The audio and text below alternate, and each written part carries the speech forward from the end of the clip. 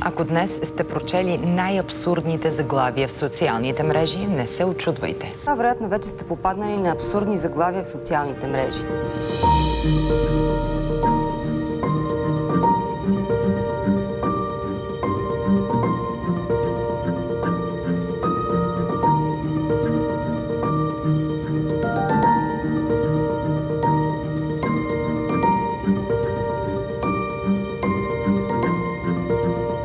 Една кампания, която сайта Медиапул започна срещу фалшивите новини, чрез паките на онези, които ги измислят.